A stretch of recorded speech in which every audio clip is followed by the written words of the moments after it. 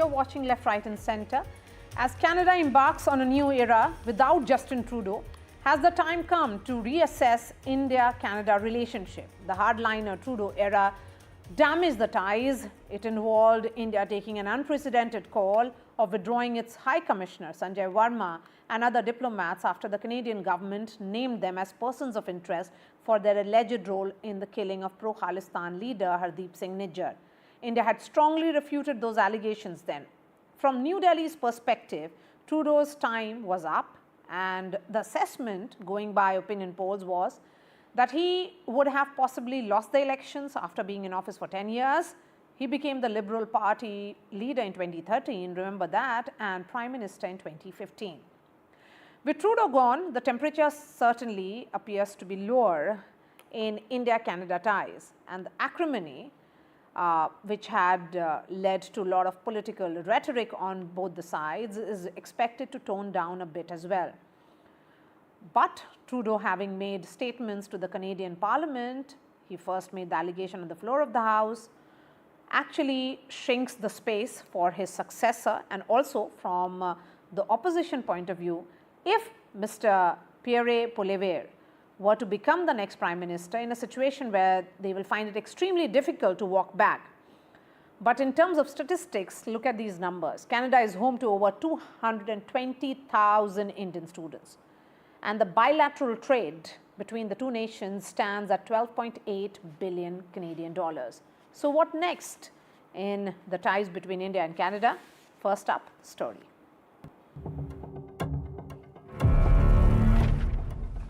I intend to resign as party leader, as Prime Minister, after the party selects its next leader through a robust, nationwide, competitive process. As the outgoing Canadian Prime Minister made the biggest announcement of his career, pages from his speech blew away. Emblematic of the political blows he's faced in the recent month. Canadian politics has now stepped out of the Trudeau era, with the PM's big decision to step down hardly coming as a surprise. Why didn't you do it earlier? Trudeau's departure from the role comes at a particularly sensitive time as far as the India-Canada ties are concerned. The relationship has hit a historic low after Trudeau accused New Delhi of being involved in the killing of terrorist Hardeep Singh Nijjar.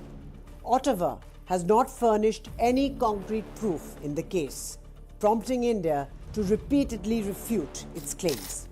Foreign policy experts are saying Trudeau's resignation may provide an opportunity to stabilize a free-falling India-Canada relationship, as India has directly blamed Trudeau for the deep tension.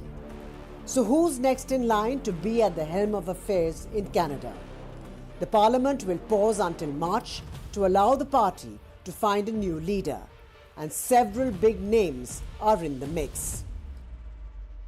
Former Bank of England and Bank of Canada Governor Mark Carney has already thrown his hat in the ring. He seems to have favourable views of India, as he has said that New Delhi is central to global climate action. There is Chrystia Freeland, who recently resigned as the Finance Minister. She's been quoted as saying that Canada's foreign policy supports a strong and united India. Foreign Affairs Minister Melanie Joly, who's walked in lockstep with Trudeau, is one of the top contenders for the post. If she climbs to the top, it would be interesting to see whether her views change. India Origin Transport Minister Anita Anand is also likely to put up a good fight. On the other hand is the Conservative Party led by Pierre Poilievre. It's been topping the popularity charts for a while now, opening a 24-point lead over the Liberals in the lead-up to a federal election. It's made Poilievre one of the strongest contenders for the Prime Minister's post. Poilievre has been quite vocal in his criticism of Trudeau's handling of the Canada-India dispute. He said if he were to become the Prime Minister, he would seek to restore a professional relationship with the Indian government, acknowledging India's importance as the largest democracy on earth. Canada is the only Western state that's seen worsening ties with India in recent years, something the incoming leader would like to change. With Vishal Vivek, Bureau Report, NDTV World. And I'm going to go straight to Ottawa, where Telly Militsky, senior journalist, is joining us. We also have Kenny Chio, former MP of Canada. We'll be joined by Vikas Swarup, former High Commissioner of India to Canada, in just a bit. But beginning with you, Mr. Chio, how do you look at India-Canada ties from here onwards? Do you see an immediate reset, or will it be done by the government which takes charge after the elections? Well, I think it will take a while to dig out from this very bottom of India-Canada relationship. And it's not just India-Canada relationship.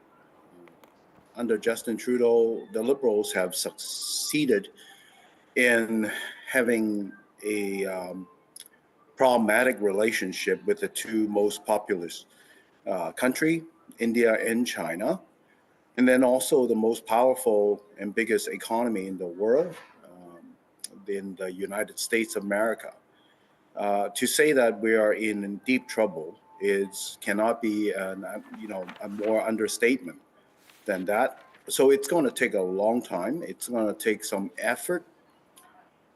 Understand that there are differences between these countries. I mean, Canada has likely going to have a separatist party, the Bloc Québécois, forming the loyal opposition party.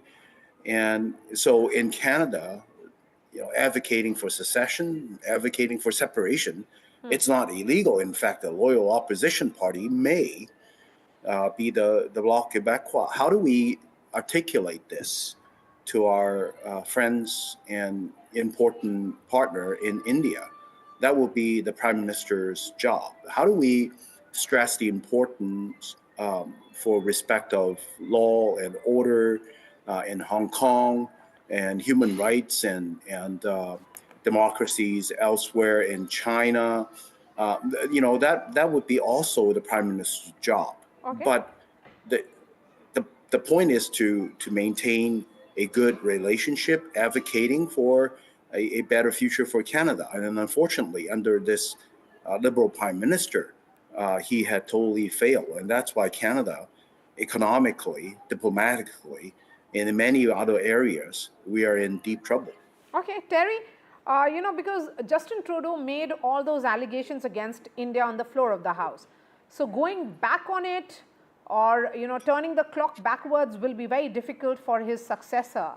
But New Delhi continues to have its channel of communication open with the leaders in the opposition space and the Liberal Party.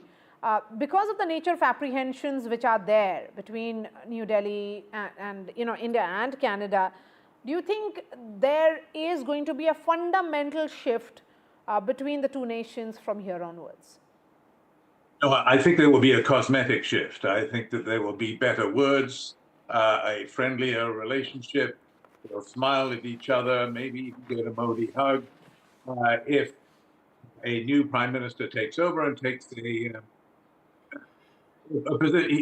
and broadcasts himself as being a new face, and who is looking for a new era in relations with India, that'll be all very nice political poetry. But it will be meaningless with respect to the actual hard issues that divide the two countries. And what I mean by that is that it's too late now. The matter of the murder party signature, not in political hands.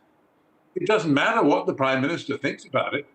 You can have a new prime minister that is a fan, a lifelong fan of India, and it won't make any difference to the court cases. The Royal Canadian Mounted Police, which is not a political organization, has announced 30 suspects, 22 of them charged with extortion and 8 of them charged with murder. So far, there may be more. Now, that's a matter for the courts and for the police. And in Canada, the police don't jump to some politician's tune. They don't politicians don't go to the police and say, we'd like you to lay a whole range of complicated charges against many different people in order to antagonize India. What sense does that make? It doesn't make any sense at all.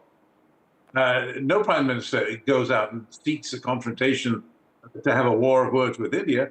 This is a matter where there was a Canadian citizen was murdered in Canada. The police believe that there was not just foreign involvement, but official foreign involvement by agents of the government of India.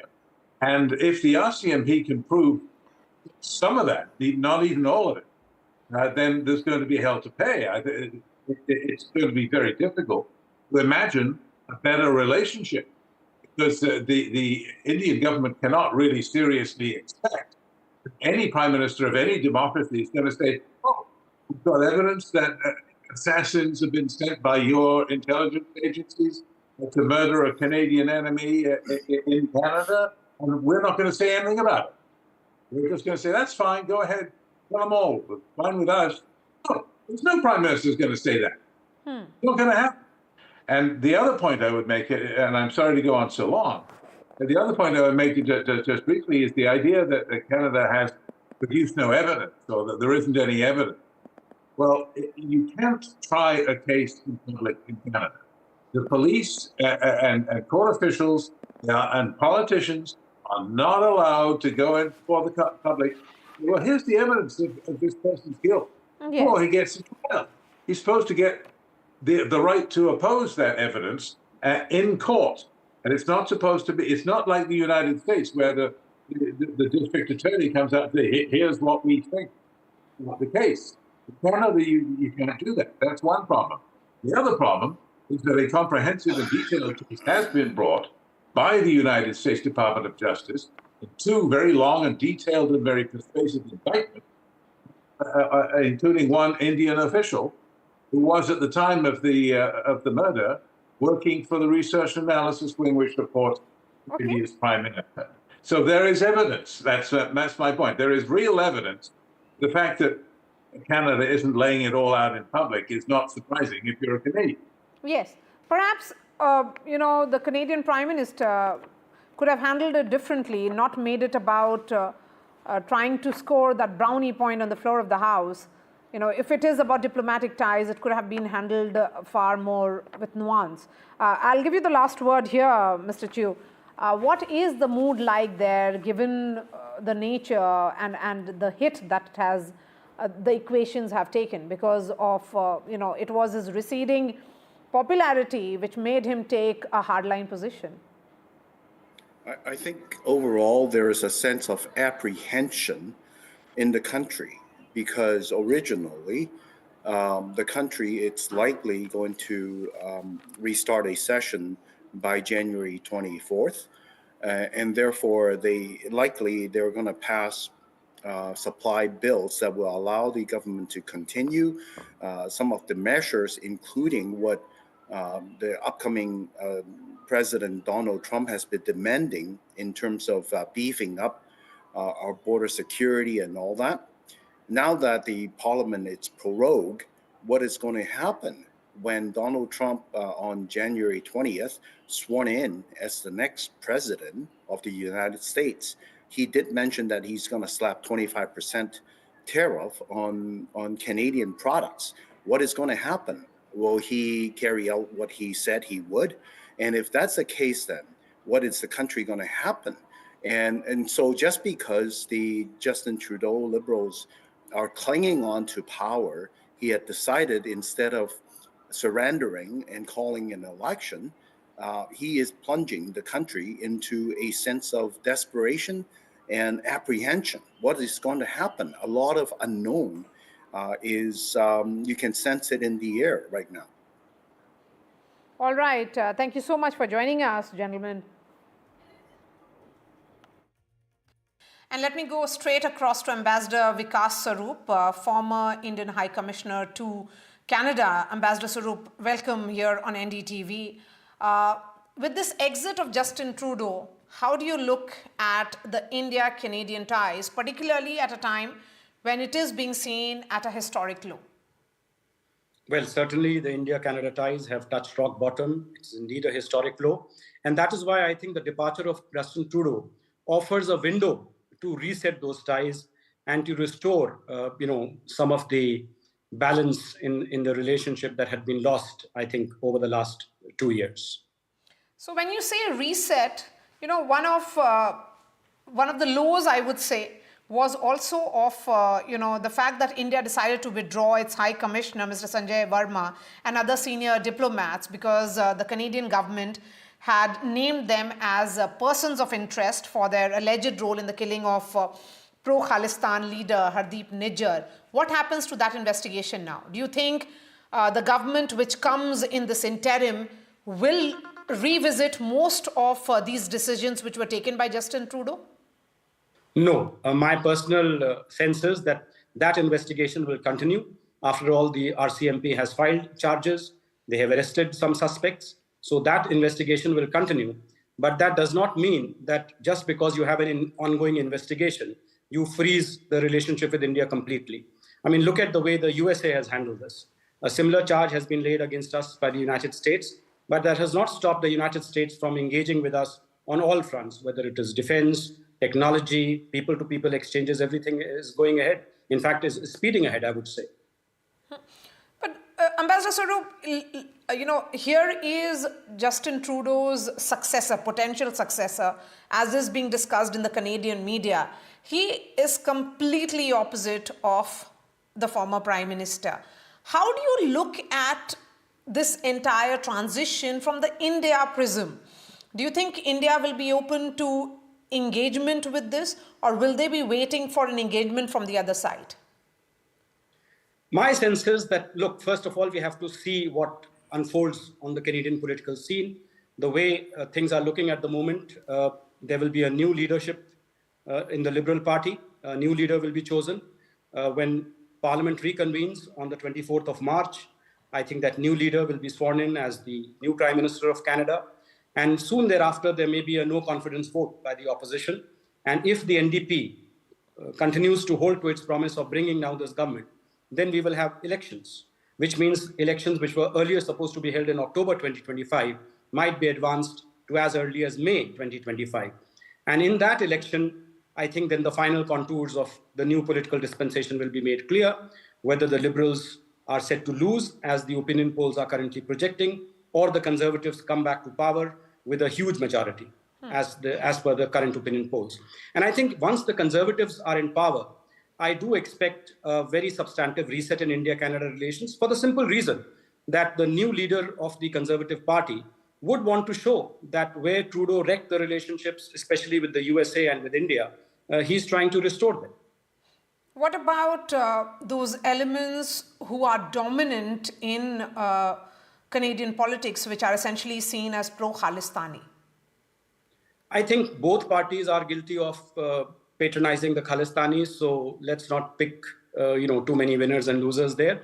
But to me, the Khalistan issue can continue, and that should not stop India-Canada relations from reaching their true potential. So my sense is that the Conservatives will be much more open to looking at India's security concerns more seriously than Justin Trudeau did. So then, are you of the opinion that, because the Indian Canadians are really dominant in many ways in terms of the politics there, many are seeing this departure as bittersweet. They are talking about his immigration policy as well, which was seen as pro-India. Now what happens to all those engagements, and of course, particularly on the business side? Are you looking at economy taking center stage and issues of security perhaps will be dealt at a later stage? No, my sense is that the economic portfolio and the security portfolio should go hand in hand. After all, the Conservatives, will come to power if they do on a platform of, better security for Canadians, better healthcare, lower taxes, and of course, a revamped immigration policy. Because the consensus on immigration, which had existed for so long, has finally been broken, I think because of the unchecked immigration that was allowed under the Liberal regime. And that, I think, will be resetted. And that will, of course, cause some pain points for the Indian community as well. Because even under the Liberals now, visitor visas for parents and grandparents are going to be made much more difficult. Indian students are finding it much more difficult to come to Canada for higher studies. So all those pain points will be there, and we should not expect those pain points to go away anytime soon till the immigration policy is completely revamped. But in the interim, what I suspect is some of the low-hanging fruits may be taken, such as restoration of the ambassadors, restoration of the diplomatic strength, faster visa processing, and of course, a much bigger impetus to trade and commerce. Because Justin Trudeau announced an Asia-Pacific policy, but he wrecked that Asia-Pacific policy, the Indo-Pacific policy, almost immediately, because the two engines of that policy, India and China, Canada has pretty bad relations with both of them at the moment. Ambassador Swaroop, my last question to you. During those 10 years of Justin Trudeau, there was a huge influx of immigrants from India. I'm looking at some data which actually suggested that the government's ambitious targets were included plan to welcome over 500,000 permanent residents annually by 2025. They were hoping to rejuvenate Canada's aging population. Now, all those policies take a hit, and India will be at the receiving end. Are you sensing that could be the talking point going ahead in the elections? That when elections open up, when the campaigning begins, just as it happened in neighboring America, where immigrants were seen as infiltrators in many ways. Donald Trump talked about it the way he did. Similarly, Indians will be seen as outsiders intruding and taking away the plush and the important jobs in Canada. No, I don't think so at all. In fact, I think the Indian community is pretty well respected in Canada. There is no such kind of a backlash as we have seen in America, particularly on the H-1B issue, particularly because I think Canada is not a great software superpower as the United States is, and it has not attracted as many Indian software engineers as the United States has. In fact, Canada was trying to lure the Indian software professionals from America to Canada, saying that, look, we have the same culture and the same time zone. And if you are not welcomed in America, please come to Canada and form a new Silicon Valley here. So I don't think that is an issue. Immigration certainly will be an issue in the Canadian elections, but not Indian immigration as say. India is not an issue in the Canadian elections. Yes, Justin Trudeau's handling of the relationship with India, with the United States, with China, with many other countries would certainly be under the scanner, where people will say that, look, he did not fulfill the promises that he had made in terms of diversifying Canada's external engagements. But Indian immigration will not be an issue. India is not going to be an issue. This is going to be fought mainly on domestic issues, the cost of living crisis, the housing crisis, the inflation, and the immigration. All right, Vikas Swaroop, pleasure speaking to you, and thank you for your time here on NDTV. Thank you.